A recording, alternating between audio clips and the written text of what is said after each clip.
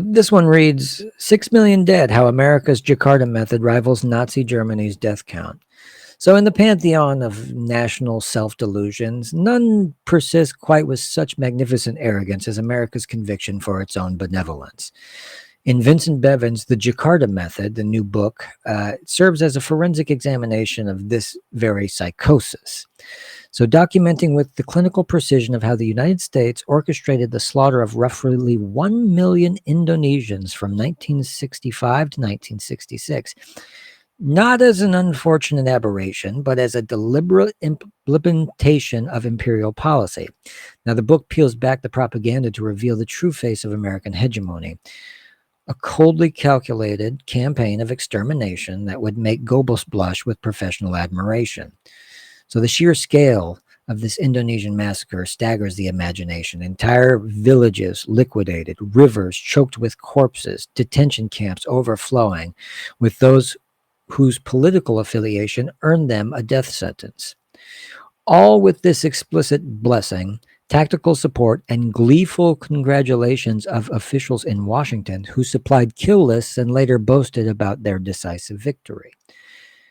The American ambassador, Marshall Green, described Indonesian bloodbath as a, quote, gleam of light in Asia. One wonders what sort of moral cataracts allowed this man to perceive genocide as illumination. I don't know. What makes Indonesian case particularly instructive of its replication across the global south is Guatemala, Brazil, Chile, Argentina. The pattern repeats with such a metronomic consistency that one must abandon any notion of coincidence. The same playbook appears across the continents. Identify leftist movements or even moderate reformers who threaten the American corporate interests, then train right-wing death squads through the School of the Americas, provide intelligence for supporting for the disappearing of opposition figures, very important, and then install compliant regimes who will maintain the proper invested climate. So all while prattling endlessly about the freedom and democracy like a sociopath reciting wedding vows. To comprehend the Jakarta method is to understand that the Cold War body counts were never about ideology, but about property. The elimination of suspected communists was merely the blood sacrifice required at the altar of unfettered capitalism. The United States didn't merely tolerate these massacres, it encouraged, facilitated, and celebrated them, as the CIA's own documents revealed years later. American officials provided the Indonesian military with detailed lists of Communist Party members to be eliminated. Quote, they probably killed a lot of people, unquote, a senior CIA official later acknowledged. End quote, I probably have a lot of blood on my hands. The parallels with Nazi Germany are not strained, as America's court historians would have us believe.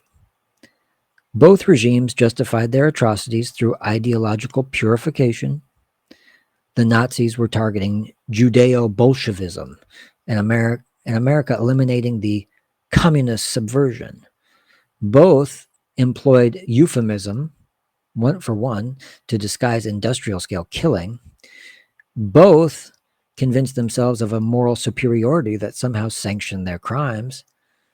The primary distinction lies in the Nazis' comparative honesty about their objectives and the America's pathological need to drape mass murder in the language of liberation. So when placed alongside the toll of the Nazi regime, America's imperial body holds count with a grotesque distinction. The Indonesian massacres alone claimed up to about 1 million lives. Add that to the victims of America's interventions in Vietnam, Cambodia, Laos, Guatemala, El Salvador, Chile, and more recently in Iraq and Afghanistan. And the ledger runs deep into the millions. The Nazis compressed their killing into industrialized frenzy. America has preferred the slow drip of decades-long counterinsurgency, sanctions, proxy wars.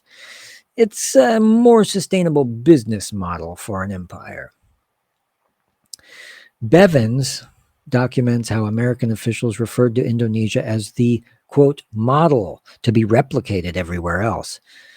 a template for extermination that would be exported through Latin America. In Brazil, Operation Condor would claim thousands more lives. In Chile, September 11th meant something entirely different long before 2001, the day when American-backed forces overthrew Salvador Allende and inaugurated Pinochet's reign of terror. The corpses multiplied. But the architects in Washington remain the same, moving in between government positions and corporate boardrooms with frictionless ease. What distinguishes the Jakarta method from standard leftist critiques is its meticulous documentation of how these massacres were not regrettable excesses, but deliberately engineered outcomes of policy. The book confirms what George Kennan, architect of the American containment policy, admitted in Policy Planning Study 23 from 1948, quote, "We have about 50% of the world's wealth, but only 6.3% of its population. Our real task is to devise a pattern of relationships which will permit us to maintain this position of disparity. The maintenance of disparity requires a river of blood." I spent years in the Marines, most of my time being a high-class muscle for big business, for Wall Street and the bankers. In short, I was a racketeer for capitalism. This is a quote by the late Major General Smedley Butler, who grasped the essence of American foreign policy with an unusual clarity. The capitalism that demanded these sacrifices had exacted a toll that the dwarves even the most ambitious state-directed killing programs. Mike Davis's Late Victorian Holocausts meticulously also documents how capitalist market forces and imperialist policies combined to kill about 30 to 60 million people in famines across India, China, and Brazil in the late 19th century. Now, these weren't natural disasters, but a predictable outcome of forcing export-oriented cash crops into subsistence economies while dismantling traditional famine protection systems in service of laissez-faire dogma. The sheer creativity of capitalism's death-dealing demands a certain sort of perverse admiration. Unlike the unimaginative bullet-to-the-head approach of traditional tyrannies, market imperialism kills through structural adjustment programs, through privatization of water systems, through intellectual property regimes that price life-saving medications beyond reach for normal people, through their so-called climate solutions that somehow always prioritize bondholders over drowning. The victims are no less dead, but the culpable parties can sleep soundly, telling themselves comfortable bedtime stories about the invisible hand. So what makes the American case particularly nauseating is the simpering righteousness that accompanies its crimes. At least the Nazis didn't insult their victims with claims of humanitarian concern. When the Wehrmacht rolled into Poland, they didn't announce that they were bringing democracy. When America backed Suharto's butchers in Indonesia, it was packaged as, quote, saving Asia from communism. When it armed death squads in El Salvador, it was promoting stability. And it consistently, the psychological operation has been convincing Americans that their nation's atrocities constitute a form of sort of global philanthropy. Thank God. The ledger of communist regime crimes has been calculated with forensic precision.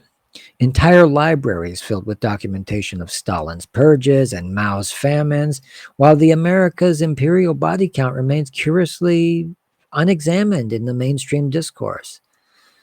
Historian John Coatsworth estimates that 1960 to 1990, the governments of the United States helped install and support Latin America killed far more than their own citizens than the Soviet Union killed during the entire Cold War.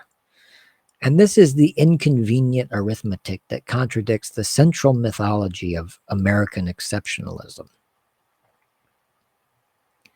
So what Vincent Bevins and his account makes painfully clear, is that there was nothing accidental about the outcomes. The men who designed the policies understood precisely what they were doing. When Henry Kissinger declared, "I don't see why we need to stand and watch a country go to the communists due to the irresponsibility of its people," before he would greenlight the support of a Chilean coup, he was expressing the fundamental contempt for democracy that had always animated American foreign policy. The people are irresponsible when they vote for policies that threaten American investments. His book, The Jakarta Method, it reveals the true genius of American imperialism, that it lies in its plausible deniability. By working through proxies, by ensuring local actors pull the triggers and wield the machetes, the United States maintains both its effectiveness and its innocence. Indonesian hands were bloodied while American hands remained theoretically clean, signing checks from a comfortable distance. This outsourcing of brutality allows for the maintenance of America's cherished self-image while the corpses pile up offshore. And probably one of the most disturbing is how these mass killings were celebrated within the policy circles as examples of successful strategy.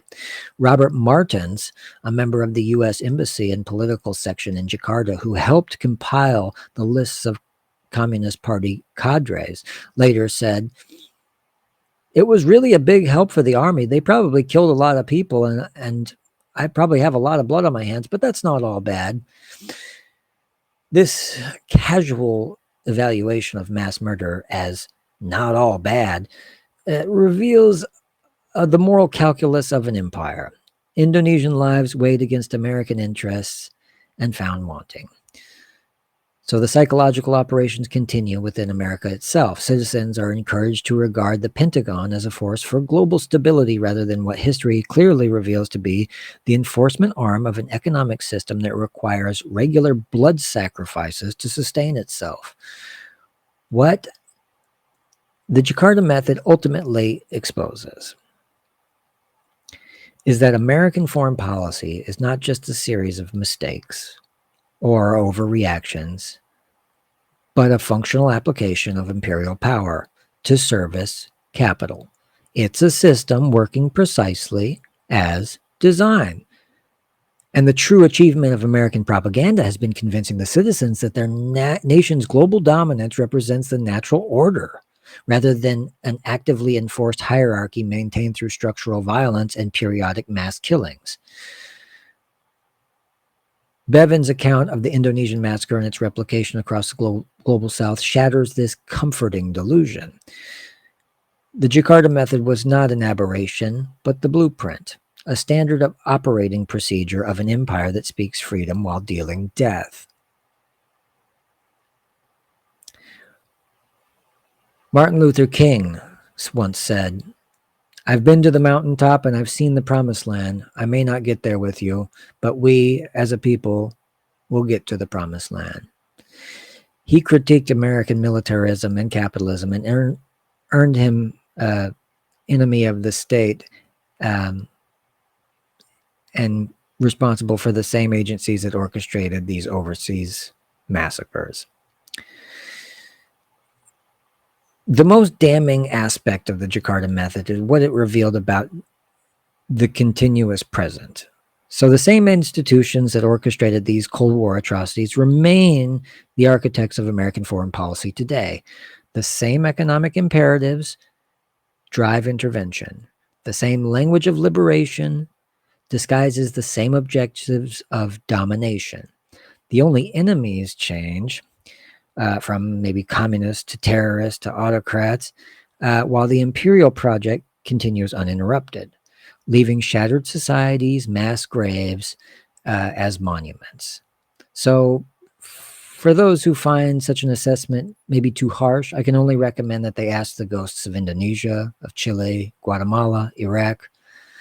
America's self-anointed role as global liberator looks rather different from the perspective of those buried in unmarked graves, those disappeared into the night, Those who democratically elected governments were overthrown to make the world safer for the United Fruit Company or Standard Oil or whatever corporate interests required that sacrifice. The Jakarta method stands as a testimony to their systematic elimination and to an empire that orchestrated it while congratulating itself on its benevolence.